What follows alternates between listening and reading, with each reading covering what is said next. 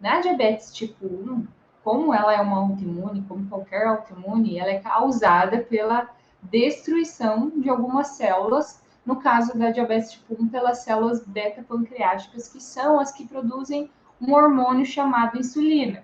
Todas as vezes que nós comemos, o nosso pâncreas produz esse hormônio, insulina, que é o que carrega a glicose, ou seja, o açúcar, para dentro da célula, para que lá ele seja utilizado como energia.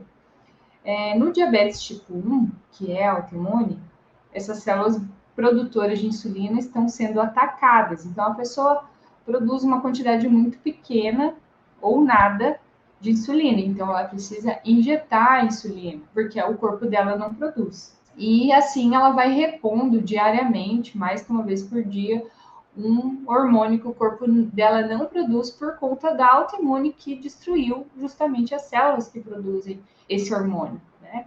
E existe o diabetes tipo 2, que não é uma doença autoimune, porém, ele é uma condição pré-existente, né? Uma condição ou pré-existente, ou que muitas pessoas com doenças autoimunes acabam adquirindo. E por que que isso acontece? Antes da diabetes tipo 2 acontecer, acontece um fenômeno chamado resistência insulínica.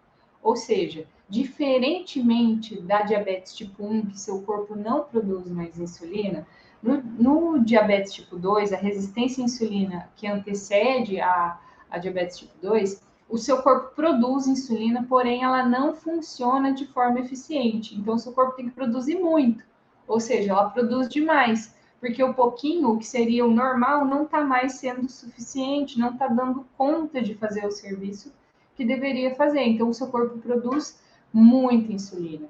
E com o tempo, quando a gente exige demais de um órgão, ele pode começar a apresentar falhas da sua funcionalidade. Né? Então, você usou demais, requeriu demais, exigiu demais, e com o tempo ele começa a falhar. Então, a diabetes tipo 2, a pessoa pode se tornar dependente de utilizar a insulina, mas a princípio não, tá? E essa resistência insulínica, ela pode se tornar uma diabetes tipo 2. Se você tem resistência insulínica, você está inflamado. Se você está inflamado, você está contribuindo para a sua autoimune. Você está contribuindo para que o processo autoimune se mantenha ativo.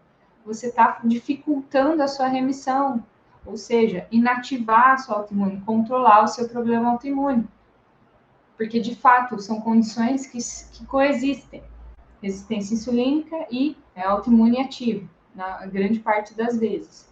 E o que causa essa resistência insulínica? Uma alimentação desregrada, tanto em quantidade como em qualidade de carboidratos. Então, funciona assim, para que você possa compreender o que eu estou dizendo. Todas as vezes em que você come carboidratos, que no final das contas vão virar glicose, ou seja, açúcar, o açúcar do seu sangue se eleva.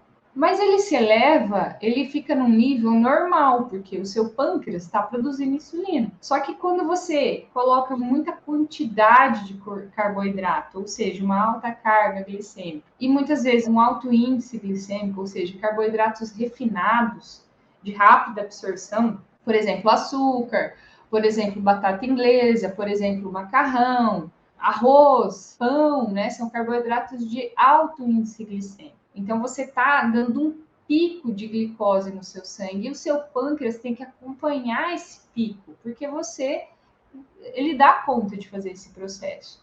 Só que se isso acontece permanentemente, ao longo dos anos e anos, ele vai ficando resistente à insulina, ou seja, tem que produzir mais do que o seu corpo, o que seria o normal para o seu corpo. E isso está estimulando o seu processo inflamatório. Se você, às vezes você é magro, né?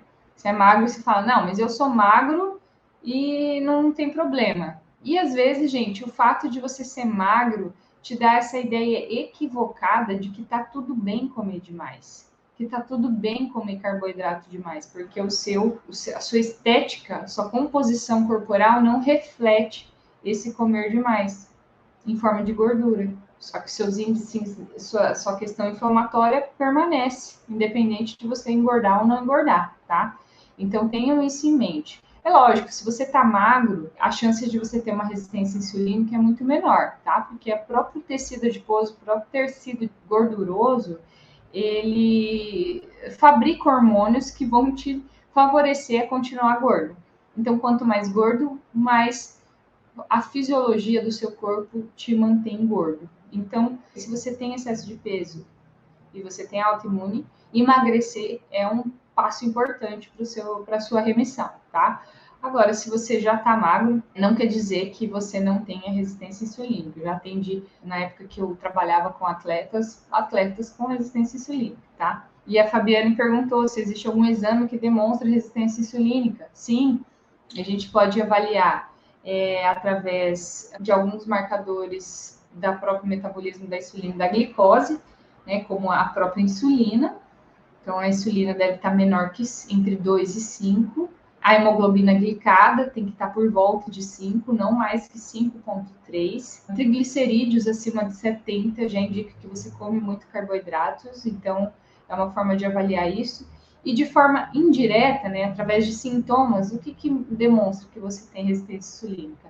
Aquela pessoa que tem fome toda hora, que tem vontade de comer toda hora, isso é um sinal de resistência insulínica, principalmente quando essa pessoa tem predileção, desejo aumentado por carboidratos e açúcar propriamente dito. Quando a pessoa, se ela não come, né, se ela fica mais que 3, 4 horas sem comer, ela já começa a ter tontura, sabe? Aquela pessoa que o corpo dela é movido a carboidrato, então o corpo dela não sabe usar outro nutriente como energia. E o nosso corpo é super eficiente em utilizar gordura como energia.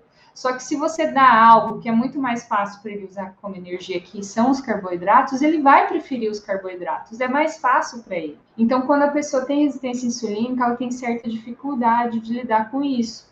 E como que você trata isso? Diminuindo a quantidade de carboidratos de uma mesma refeição, trabalhando as janelas de alimentação, ou seja, se você é acostumado a comer toda hora, cada 2, 3, 4 horas, se você é uma pessoa que belisca muito, comece a espaçar, se disciplinar. Se você comer a cada 3 horas, comece a comer a cada 4 horas, contando beliscos, tá? Porque belisco vai fazer você produzir insulina, estimular a sua insulina. Então, você que belisca demais, você tem esse problema. Então, comece a espaçar. E se você já espaça, se você já consegue ficar mais tempo sem comer, a prática do jejum intermitente é muito interessante para baixar essa resistência insulínica. E a atividade física também é muito interessante para controlar esse metabolismo da insulina. Então, se você tem autoimune, você precisa focar nisso. Se você está acima do peso, você precisa emagrecer. Se você não está acima do peso, você precisa controlar isso também através da quantidade, da qualidade do que você come de carboidrato.